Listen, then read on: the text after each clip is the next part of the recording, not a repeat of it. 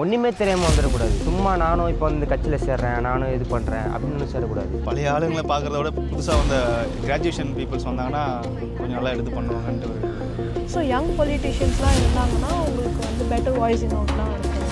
அவங்களுக்கு ஒரு தனி ஐடியாலஜி திங்கிங்லாம் இருக்குது.